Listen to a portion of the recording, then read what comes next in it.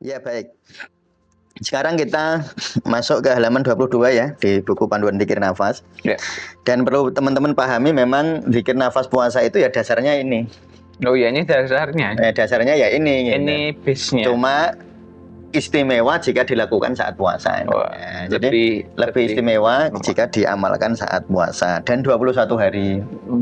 Dan 21 hari kenapa? Puasa kan 1 bulan. Oh iya. Karena nanti di minggu terakhir, di minggu keempat itu teman-teman tinggal menikmati, menunggu Lailatul Qadar. Nah gitu. Nah nanti jadi sudah disiapkan nih Mas. Siapkan wadahnya, nanti nunggu Allah ngisinya gitu. Kita sudah ancang-ancang. Ya itulah. Ya kira-kira demikian ya. Sekarang kita nanti di zikir nafas puasa itu Mas, kita akan latihannya zikir nafas ada 3 ya. 3. Zikir nafas jasadiyah, zikir nafas qalbiyah, lalu zikir nafas tauhid.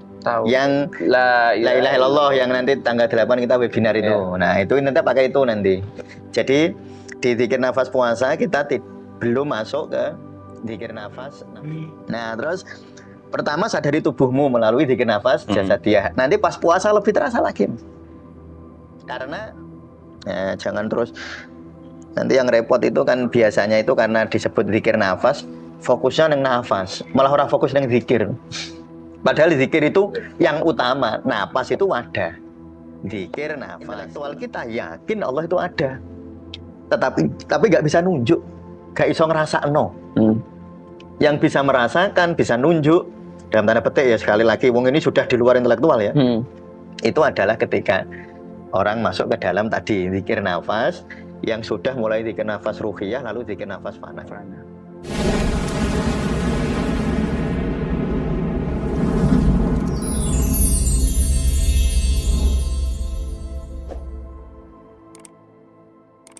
Ya. Assalamualaikum warahmatullahi wabarakatuh. Waalaikumsalam warahmatullahi wabarakatuh. Kali ini di ngaji panduan praktis zikir nafas. Ya. Baik, sebelum kita melanjutkan ngaji zikir nafasnya, panduan praktis zikir nafas, saya akan menyampaikan event dari admin Tasawuf Indonesia. Di bulan Ramadan ini di Tasawuf Indonesia akan mengadakan gerakan 21 hari zikir nafas puasa yang dilaksanakan secara gratis. Ya. Pakai shot. Gratis. Ya. Nanti untuk penjelasan lebih lanjut akan saya jelaskan di akhir video. Gitu ya, Pak? Ya, baik. Ya, sebentar saya mau ini ya. Oh iya. Nanti sing neng akhirat nanti di akhir nanti akan ada pengumumannya ini. Ya, baik ya. Sekarang jadi nanti di bulan Ramadan yang insya Allah akan kita nikmati kurang dari 2 minggu kayaknya ya. Iya. Atau kurang dari 2 minggu atau ya nunggulah nanti pengumumannya aja. Nanti kita akan mengadakan gerakan zikir nafas puasa selama 21 hari ya. Iya. Sudah saya buat tabel-tabelnya nanti apa yang perlu kita amalkan. Nanti waktu fajar zikirnya apa, bagaimana, sore. Teori-teorinya kemarin sudah saya singgung, nanti insya Allah juga akan saya perdalam teorinya. Jadi nanti ada 4 kali Zoom ya Mas ya. Jadi nanti program itu ada 4 kali Zoom, ada 21 audio, tutorial memang 21 hari ya. Lalu dan dilakukan secara gratis ya.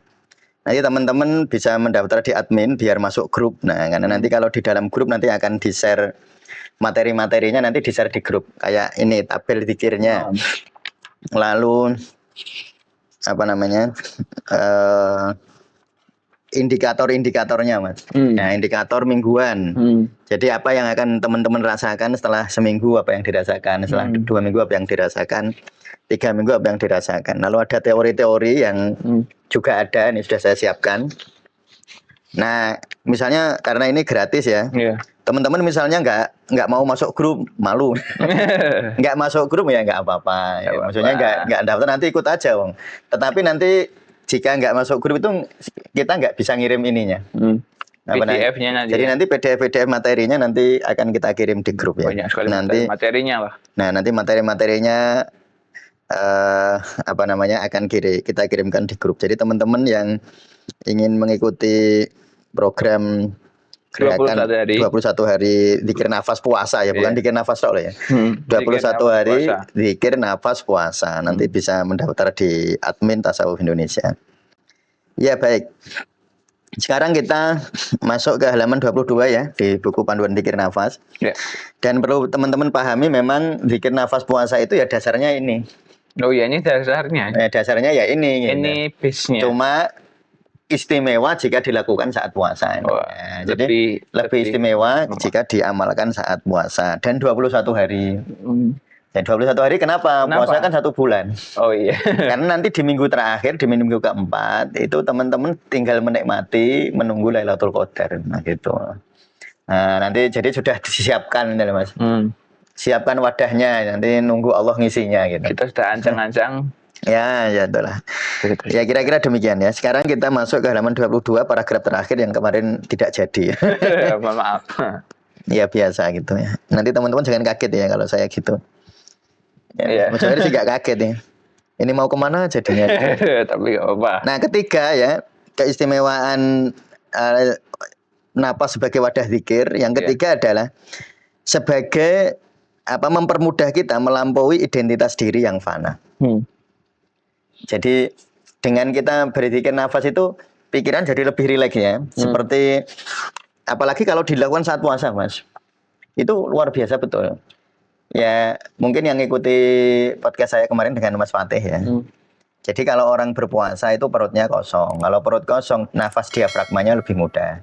Kalau nafas diafragmanya lebih mudah, saraf vagusnya akan lebih aktif. Kalau saraf vagus aktif, orangnya akan lebih rileks. Kalau lebih rileks, lebih mudah masuk ke kedalaman zikir gitu urut-urutannya. Salah satu alasannya ya. Kalau kedalaman zikir. Ya belum lagi nanti balasan alasan CO2, O2. Nanti kalau dianalisis itu betul. Makanya saya meyakini mengapa puasa itu ganjarannya beramal itu 10 kali lipat. Karena memang orang saat berpuasa itu dalam beramal mahdhoh terutama sholat itu bisa harusnya ya secara teoritik ya walaupun secara praktek ya belum tentu. Ya wallahu alam nggak tahu ya. Wallahu alam karena ya orang niatnya puasa macam-macam. Tapi kalau niat puasa betul-betul karena Allah ya seperti niat nawaitu shomahuddin anada ifartisari Ramadhana hati senati fardun lillahi ta'ala. Nah, kalau betul-betul lillahi ta'ala, ya betul itu nanti akan dirasakan. Zikir nafas membantu kita dalam proses melampaui lapisan diri. Nah, coba ingat rumusnya lagi ya. Nanti di zikir nafas puasa itu Mas, kita akan latihannya zikir nafas ada 3 ya. Zikir nafas jasadiyah, zikir nafas qalbiyah, lalu zikir nafas tauhid. Yang la ilaha illallah yang nanti tanggal 8 kita webinar itu. Nah, itu nanti pakai itu nanti. Jadi di zikir nafas puasa kita belum masuk ke zikir nafas nafsiyah, zikir nafas ruhiyah, zikir nafas fana. Tapi teman-teman yang punya buku mau praktek itu ya boleh. Saat puasa nanti ya. Saat puasa boleh. Rasakan bedanya zikir nafas saat puasa. Nah, itu rasakan bedanya zikir nafas. Ya saya itu beberapa hari ini kalau Senin sama Kamis kan delalah puasa. Delalah maksudnya. Sebenarnya enggak jangan dikira saya rutin, enggak pernah rutin. Saya ingin pemanasan karena saya ingin menghayati kembali puasa zikir nafas saat perut kosong betul. Ya, saat perut kosong betul itu ya jam 4 sore. Makanya nanti di sini ada tabel ya teman-teman ya. Waktu kalau teman-teman ikut zikir nafas Ramadan atau zikir nafas puasa itu kalau pagi 5 sampai sebenarnya tidak harus 15 sampai 30 menit ya. 5 sampai 15 menit setelah sahur. Ya, setelah sahur ya. Bantuan biar lebih. Ya, nanti ada bantuan memperkirakannya. Kenapa kok setelah sahur? Karena orang itu biasanya kalau habis sahur tidur. Kalau orang habis sahur tidur, jantungnya bebannya berat, lebih berat Mas. Jadi nanti pikiran jadi lebih kacau. Jadi lebih mudah kacau. Kerjaannya jantung lebih berat ya. Ya, karena kan habis makan. Pencernaan bekerja keras. Bekerja keras terus otomatis kerja jantung akan lebih keras. Kalau kerja jantung lebih keras terus kita tidur. Padahal tidur itu kan gini ya, terlentang. Nanti darah ke bawah. Kan kalau kita begini kan ke pencernaan lebih mudah karena ada gravitasi. Tapi kalau ke bawah lebih, kalau tiduran lebih berat Mas, kerja jantungnya. Makanya nanti setelah makan sahur Ya zikir nafas. Zikir nafas. Jadi itu ya zikir nafas. Nanti ada urutan kayak gitu. Iya. Ya nanti selama 21 hari. Jadi zikir nafas apa Mas? Yang nanti waktu puasa kita akan praktek zikir nafas jasadiyah, qalbiyah sama dan tauhid. La ilaha illallah itu yang kita pakai nanti ya. Yang zikir nafas apa nafsiyah, fana sama ruqyah sama fana. Insya Allah nanti kalau Mas Jawahir insap nanti kita adakan prakteknya. Ini jarang insapnya sih. Nah, terus pertama sadari tubuhmu melalui zikir nafas jasadiyah. Nanti pas puasa lebih terasa lagi. Karena nafas diafragmanya lebih mudah. Alirannya benar-benar terasa. Ya, terasa. Jadi nafas itu terasa lebih dalam. Jadi jangan maknani nafas dalam itu yang besar gitu itu nafas besar bukan nafas dalam. Nafas dalam itu gini loh. Kalau kita nafas sampai di sini namanya dangkal. Kayak orang sakaratul maut. Nafasnya dingin tahu udah dangkal. Nah, coba gitu tok ya. Rasa praktek ya. Nah, nanti ke sini agak dalam. Tapi masih dangkal kalau di dada. Yang lebih dalam ke perut. Nah, jadi semakin ke dalam semakin dalam napasnya. Semakin ke perut semakin dalam napasnya. Yang disebut napas dalam. Nah, itu nanti kita pas puasa coba dirasakan. Dirasakan bedanya. Mungkin udah ada yang pernah merasakan tapi masih bingung lah kita perdalam lagi. Nah, yang belum pernah praktek ini yang repot. Ya, tambahin. Nah, yang belum pernah praktek kan terus beda gini bingung. Orangnya nggak tahu bedanya. Nah, ini sebelum puasa teman-teman nanti coba dipraktekkan sendiri ya, sendiri dulu lah. Napas biasa, napas biasa aja. Pokoknya napas biasa ya biasa, nggak usah dibuat-buat, nggak usah pakai ritme Mas. Nggak usah pakai ritme gini kan nggak usah. Pokoknya nafas dinikmati aja, 1 menit. Nah, terus nanti tahan nafas yang setelah ekshalasi. Apa namanya? Tahan nafas kosong ya. Atau retensi nafas kosong atau tahan nafas kosong. Terus teman-teman hitung berapa detik bisa nahan nafas. Ya nanti hari-hari ini coba gitu. Hari-hari ini sebelum Ramadan ya atau pokoknya 4 hari biar tahu bedanya maksudnya. Terutama yang mau ikut program ini zikir nafas puasa ini loh. Yang mau ikut program itu kan harus tahu bedanya. Ya biar yakin gitu. Ya atau udah percaya sama saya udah enggak usah. Ya tapi lebih baik kayak gitu itu dirasakno dhewe. Iya, ini perjalanan Anda. Iya, jadi gini loh, dirasakno dhewe enggak usah nunggu saya. Enggak usah diwakilkan ke saya. Pak Mustamir sudah, saya percaya. Ya saya itu baik tentu ya. Satu sisi baik, tetapi sebenarnya kalau hal-hal semacam itu lebih baik dipraktekkan dhewe. Ya jadi nanti latihan dulu, saya bisa tahan napas. Misalnya 40 detik atau 50 detik. Nanti pas puasa bedain. Syaratnya nanti jamnya sama loh ya. Nah nanti dalam praktek ini nanti praktek yang dalam tanda petik saya wajibkan, bukan wajib syariat ya. Wajib dalam gerakan ini, bukan wajib syariat. Itu terus dikuro dosa, enggak dosa, enggak ikut aja ya enggak apa-apa, enggak dosa ya Mas ya. Enggak. Wong puasa itu syariatnya ya rukunnya puasa ya cuma loro. Niat sama menahan diri kan gitu aja. Sudah sah. Nah, ikut ini itu kan sebagai sebagai sebuah riyadhah agar latihan. Agar puasanya lebih afdol lebih bermanfaat gitu ya. Nanti kan kita latihannya jam 4 sore kira-kira. Jam 4 sore dan yang mungkin teman-teman yang dari Sulawesi kan banyak ya yang ke kita yang besok juga yang ikut zikir nafas la ilaha illallah dari Sulawesi ya, dari Papua ada beberapa, dari Malaysia jadi ada beberapa, dari Singapura juga ada. Nah itu nanti nggak usah khawatir nanti jamnya kan beda Ustadz. Iya nggak apa-apa, nanti kan rekamannya jenengan tinggal denger aja. Iya, dengerin aja. Ya tentu kita prakteknya kalau di sini ya pakai waktu Indonesia Barat. Ya kayak orang Semarang saya. Saya kan nggak mungkin ngikuti yang saudara dari Papua. Nanti malah buka saya kecepatan. Tapi nggak usah khawatir. Jadi semua di seluruh penjuru dunia boleh ikut. Dan nggak usah khawatir tentang jam karena tadi ada yang nanya di WA saya. Nanti jam berapa ya Ustadz itu acaranya? Loh acaranya nggak pakai jam. Pokoknya saya memberi tutorial. Nanti teman-teman nanti kan kita sampaikan di grup. Mau latihannya jam berapa ya tergantung Anda. Tergantung situasi waktunya ya. Waktunya. Jadi nggak usah khawatir. Jadi yang dari Malaysia, Singapura juga ada kemarin. Yang dari Papua, Papua Nugini yang belum ada. Kalau Papuanya ada. Nah itu nanti teman-teman bisa ngikutin, nggak usah khawatir loh. Nanti kalau Nah, kalau yang saya praktek jam 4 nanti yang dari Papua udah bukan. Yang dari Melbourne, Selandia Baru. Waduh ya, yang dari Melbourne, dari Selandia Baru ya, itu juga ada yang ikut. Nah, itu nanti jangan nggak usah khawatir. Nah, jadi ini di mana saja boleh kan, itu bentuk audionya kan nanti kan direkam terus bisa dipraktekkan kapanpun. Bisa share di grup tapi. Nah ya, makanya itu kalau yang mau ikut ya silahkan. Masuk ke grup aja ya. Ya serah Anda sih. Ya nggak apa-apa. Kita lanjutkan dulu. Ya, apalagi yang sibuk-sibuk itu. Anda ikut nggak apa-apa ya. Jadi pertama lampaui tubuhmu melalui zikir nafas jasadiyah. Lalu pikiranmu, lampaui pikiran, zikir nafas qalbiyah. Qalb.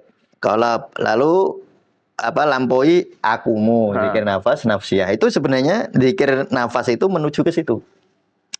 Napas menjadi alat yang sangat efektif untuk melepaskan identifikasi kita dari batasan-batasan ini. Maksudnya batasan apa? Batasan aku, batasan perasaan, batasan pikiran, batasan tubuh, batasan keinginan. Nah, sebenarnya di situ melampaui itu ya. Ketika kita menyadari bahwa aku, nah dalam tanda petik ya, bahwa aku yang sejati adalah kesadaran yang mengamati napas, bukan napas itu sendiri. Nah, kesadaran yang mengamati napas, bahkan nanti ada saatnya napas pun harus kita lampaui. Ojo fokus no nafas terus. Ora dikir-dikir. Napasnya salah terus. Nah, itu kayak saya kalau satelit apa Mas? Apa? Kalau roket atau apalah saya kurang paham. Itu kalau peluncuran. Itu kan semuanya ikut, tapi nanti kan lepas di tengah jalan kan lepas satu-satu, nanti sampai ke ketinggian ini lepas, sampai ketinggian ini lepas, akhirnya kan intinya yang nyampe. Ya kayak gitu sebenarnya. Jadi kita itu jangan berpikir untuk meninggalkan syariat. Syariat memang suatu ketika kita lepas. Tetapi kalau kamu tinggalkan, kamu nggak nyampe. Mau dilepas ya silahkan meninggal. Dilepas ya. Suatu saat memang ya itu tadi kalau sudah dipanggil Allah ya sudah ya kalau bahasa awamnya innalillahi wa inna ilaihi rajiun ya sudah itu memang syariatnya kita lepas ya, tetapi untuk menyampai ke sana kita perlu ditopang oleh itu ya, ditopang oleh itu. Bahkan napas pun di dalam zikir napas pun akhirnya harus kita lampaui. Nah, jangan terus nanti yang repot itu kan biasanya itu karena disebut zikir nafas, fokusnya neng nafas, malah orang fokus neng zikir. Padahal zikir itu yang utama, napas itu wadah. Zikir nafas, utamanya zikir yang diwadahi nafas itu maksudnya zikir nafas itu zikir yang diwadahi nafas. Nah, wadah itu masa mau gawa terus. Iya kan? Ya enggak dibawa. Ya itu ya. Bukan napas itu sendiri. Kita mulai melihat diri kita sebagai bagian dari bagian saya kasih tanda miring ini loh ya. Ya ini bahasa begini itu kalau terus dipahami oleh ego yang repot. Makanya tak kasih hurufnya miring. Bagian dari yang tak terbatas itu jangan dimanani bagian dari yang tak terbatas itu bagian materialistik itu loh Mas. Fisik, ini materi, sejenisnya ya Pak. Dan itu yang sering salah paham Mas. Misalnya ada konsep iluminasi. Ya konsep mungkin teman-teman saya nggak usah ngomong gitu yang lebih yang rumit lah. Teman-teman misalnya memahami tentang kesatuan semesta atau memahami ittihad, wahdatul wujud, atau memahami hulul, memahami wahdatul wujud, memahami wusul. Lah wusul kan paling bisa diterima ya kalau di Indonesia konsepnya Al-Ghazali ya. Itu kalau mbok pahami wusul itu dirimu, akumu yang wusul, biopsikologi yang wusul itu aja salah. Ya makanya dikasih miring karena nanti kalau nggak dikasih miring ini sebagai bagian dari yang tak terbatas, selalu kita menyebut kita bagian dari Tuhan. Repot tuh kayak gitu. Kalau bagian secara materialistik. Makanya sekali lagi kayak gini tuh ilmu rasa. Ya, jangan dimaknani ini zauk ya. Zauk itu ya gampangnya gini Mas Jawir. Mas Jawir pas di tempat paling indah menurut Jawir mana? Wonosobo. Ada kenang-kenangan di sana? Ada Wonosobo. Wonosobo. Pernah kan ada kenang-kenangan? Ada. Nah, di mana paling bagus? Mbak tanya ini biar teman-teman biar tahu artinya zauk gitu. Apa ya? Di mana? Dieng. Dieng. Terus ada satu tempat ya? Ada. Nah, Mas Jawir kan gumun, terkagum-kagum. Nah, waktu Mas Jawir terkagum-kagum kan ada nuansa di dalam batin kekaguman itu zauk. wah piye gitu, bagusnya. Oh itu namanya zauk. Zauk itu hal. Nah, jadi hal itu sesuatu yang terasa luar biasa ya. Kalau orang zikir nanti ada halnya. Nanti ya itu nanti kita bahas di dalam pesantren virtual Tasawuf Indonesia ya. Jadi loncengnya itu setengah tak. Ya nanti kapan-kapan. Kalau ijab.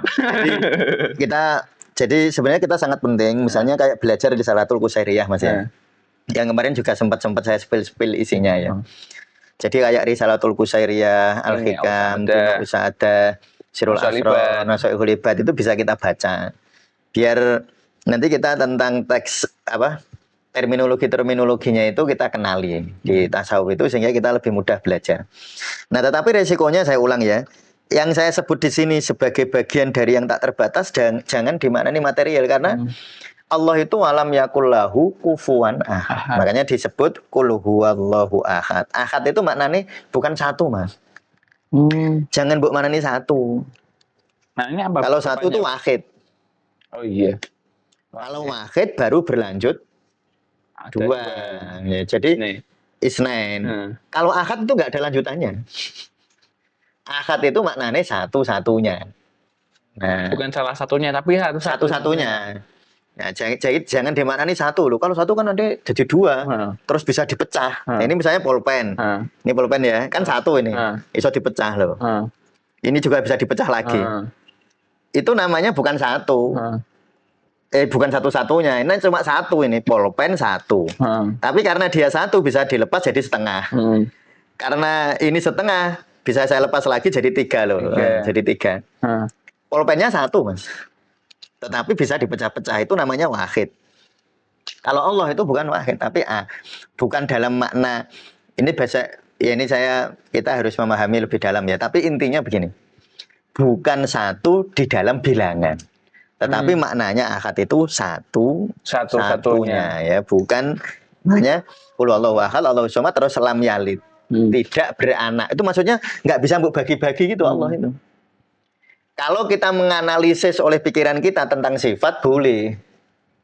Bahwa sifatnya kan terus 99 kan? Iya, sifat. Atau kalau sifat dalam ilmu tauhid Allah wujud, qidam baqa mukhalafatul lil hawadisi yamuhu binafsi. Ada 20 nanti. Sifat wajibnya Allah. Kalau itu bisa banyak, tetapi zatnya Allah itu ya satu. Nah itu terus nanti ono asmaul husna ya Rahmanu ya Rahim ya Maliku ya Qudus ya Salamu ya Mukmin. Nah itu nanti kan jadi 99 itu sifatnya. Nah itu nanti ada nyebut tajalli, ada nyebut apa. Ada yang nyebut begini, ada yang nyebut af'al. Ya jadi af'al, ada istilah af'al, ada istilah ada sifat, ada zat, asma ya, ada af'al, ada asma, ada sifat, ada af'al, ada asma, ada sifat, ada sifat, ada asma, ada zat. Nah, itu soal lain. Nah, jadi jangan dimaknani gini ini karena saya cukup fokus ke sini Mas Jawir ya. Sebab ini menjadi ruang-ruang mutasyabihat yang luar biasa ini. Ini nyebutnya mutasyabihat ya. Pokoknya nek kepleset iso repot. Hati-hati nih ya. Nek keplesetnya bahasane orang ilmu kalam nanti masuk terjerembab dalam kemusyrikan. Ya, walaupun niatnya orang. Tapi kadang-kadang kita salah paham. Nah, kunci di dalam kesalahpahamannya mengapa? Karena yang memahami ego. Yang memahami jawahir sebagai mahasiswa tasawuf. Kalau kamu pahami sebagai jawahir yang mahasiswa, bagian dari yang tak terbatas itu, musyrik kamu. Makanya benar ulama misalnya khawatir dengan ajaran al-halaj tentang hulul. Nah, khawatir bener loh, karena memang kebanyakan orang itu memahaminya, yang memahami egonya. Memahami yang padahal makanya gini. Makanya nanti ya Mas Jawahir ya. Ini saya cerita dulu, saya tak melompat jauh ke depan ya. Kita itu baru bisa memahami, tapi bukan memahami ego ya. Dalam tanda petik saya kasih ini, memahami bahwa kita adalah bagian dari yang tak terbatas. Ketika sudah zikir nafas fana. Baru iso ngerasakno, bukan mengetahui secara intelektual. Merasakan. Iya, nanti kalau mengetahui secara intelektual itu selalu ruang dan waktu. Engkau terus Allah mbok bayangke misalnya ada cahaya satu, lalu pecah-pecah atau seperti gini, ovum ketemu sperma, lalu pecah jadi 2, pecah jadi 4. Bayang kayak gitu nanti. Ya repot. Nah, nek ngono ya saya setuju bahwa itu bahaya. Pemahaman semacam itu. Pemahaman seperti itu ya. Nah, cara memahami seperti itu. Kalau cara memahami seperti itu ya saya sebut bahaya lah. Bahaya secara hakikat malah. Ya kalau untuk ayat kan banyak ayat-ayat orang kayak gitu. Saya kalau sudah membahas kayak gitu, hati mulai panas berhenti. Kalau mau masalah debat, ya pokoknya kalau sudah hati mulai panas berhenti kalau udah bahas-bahas kayak gitu. Tapi kalau Mas Jawair ujian nanti tesis atau munakosa atau nanti nanti pas ujian tertutup, nah disertasi ujian tertutup, ayat-ayat nanti panas tetap ayat-ayat Mas, enggak apa-apa kalau itu ya. Tetapi nek bahas-bahas apa hakikat semacam ini, jangan sampai hatimu panas. Bahaya itu. Saya berani nyebut bahaya. Bahaya dari sisi perkembangan spiritualnya. Nek dari sisi intelektual mungkin nggak bahaya, Mas. Saya pinter. Wong debat itu memang saya pinter. Orang sering debat semakin pinter, Mas. Iya kan? Banyak jalur setelahnya. Iya. Tetapi resikonya adalah di dalam perkembangan spiritualitasnya. Nanti sampean pinter tetapi sombong. Nah, itu sudah kalau sudah begitu ya. Pinter tapi kamu keminter. Kalau anu kemelindi. Kemelindi. Tahu nggak kemelindi? Tahu. Ya, tahu ya.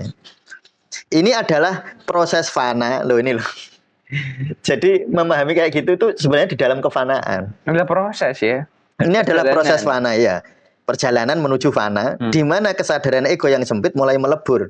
Dalam kondisi ini, dalam kondisi fana, keinginan untuk memiliki yang tak terbatas menjadi tidak relevan. Kita hanya menyadari bahwa kita hanya bisa larut di dalamnya.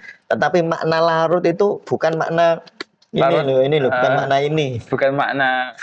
Bukan makna fisik, bukan makna gula larut di air, bukan. Ya bukan terus bayangkan ya. Kalau kita menganalogikan boleh. Biar kita kan saya sering menganalogikan ya Mas ya. Misalnya satu tetes air larut di dalam samudera. Sering saya maknani gitu.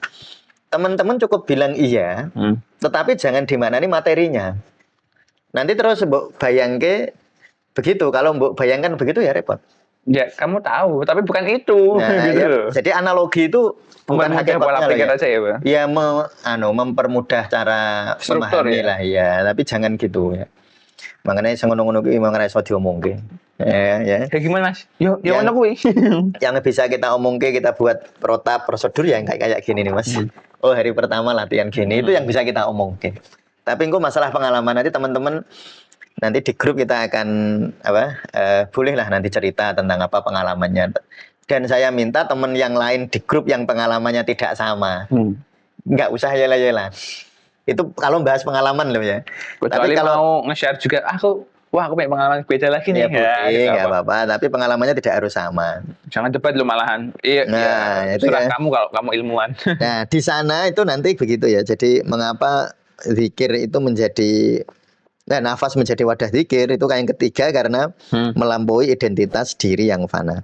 Lalu keempat, disitulah nanti orang masuk ke dunia tauhid yang sejati. Jadi tauhid yang sejati bukan di intelektual, Mas.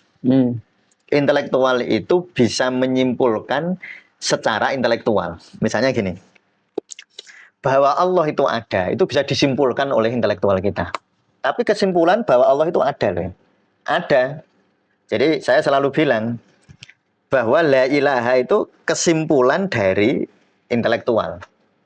Jadi intelektual kita hanya bisa menyebut tidak ada Tuhan. Ya, tidak ada maksudnya tidak ada Tuhan itu sesuatu yang di dalam imajinasi kita itu bukan Tuhan gitu loh. Ya. Jadi kalau kita mengimajinasikan Tuhan itu ada di langit, berarti bukan itu. Kita mengimajinasikan, Tuhan kita ada di dalam diri, lalu mbok manani diri di sini, bukan itu. Tuhan ada di luar, kalau mbok bayangin di luar, bukan itu. Tuhan ada di dalam, kalau mbok bayangin itu di dalam materinya, di dalam materi, bukan itu. Makanya intelektual itu cuma bisa bilang la ilaha. Dan menyimpulkan mesti ono Allah itu. Nah itu bisa disimpulkan oleh intelektual, tetapi nunjuk Allahnya nggak bisa. Nunjuk Allahnya gitu. La ilaha. Misalnya gini lah, contoh gini Mas. Intelektual itu gini. Mas Jawair yakin di kamar nih, kuncinya ketelingsut. Mas Jawair yakin kunci itu ada di dalam kamar. Kapan terakhir kita nyari-nyari gitu? Jam tanganku. Jam tangannya kan gitu ya. Kemarin jam tangannya ini kan ketelingsut. Mas Jawairi yakin di sini ya, yakin intelektualnya sudah yakin ya. Yakin. Tetapi nggak bisa nunjuk, nggak bisa nemuin maksudnya. Nah, yang saya maksud itu. La ilaha itu puncak intelektual. Artinya intelektual hanya bisa menyebut Allah itu ada, tetapi tidak bisa nunjuk di mana Allah itu ada. Nah, nggak bisa nunjuk, Mas. Nggak bisa nunjuk. Illallah lah baru bisa nunjuk dalam tanda petik, bukan nunjuk selain intelektual. Ketika orang masuk ke dalam kefanaan. Yakin ya bisa bayangin Mas Jawair ya. Yakin wong dipakai sekitar sini kemarin tuh. Ada koneksinya. Ya, ada koneksinya, tapi kan nggak nemu. Iya. Jadi secara intelektual Mas Jawair yakin jamnya ada di sini.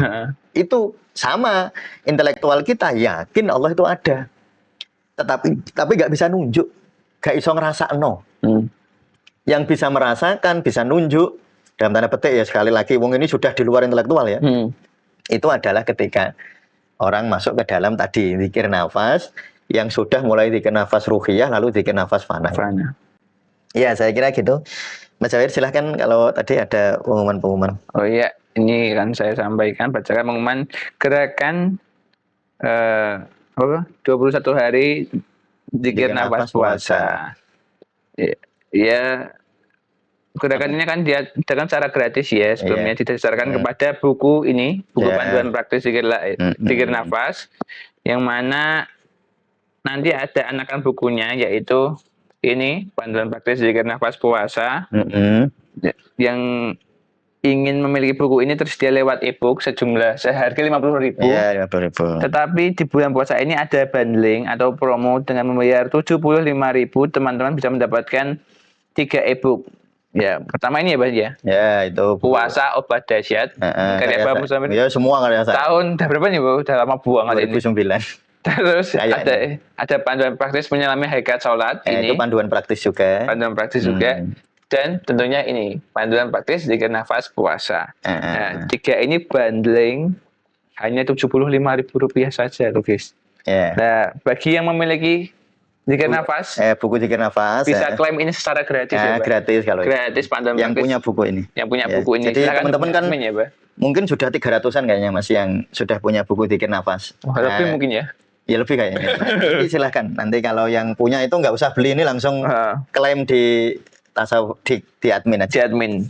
Dan dan ini Mas, ini kan ada promo gitu. Tapi yang program itu gratis loh ya. Oh iya, jadi programnya gratis ya, jangan lupa. Teman-teman misalnya nggak beli ini juga nggak apa-apa, tetap boleh ikut program itu. Ya saya kira gitu. Ya, ini menghubungi admin ya. Iya. Untuk lebih jelasnya ya silakan hubungi admin aja. Terima kasih kawan Sufi yang sudah menonton hingga akhir, yang sudah selama 37 episode mengikuti panduan praktis zikir nafas ini secara rutin. Kita bertemu di episode selanjutnya. Terima kasih. Wassalamualaikum warahmatullahi wabarakatuh. Waalaikumsalam warahmatullahi wabarakatuh.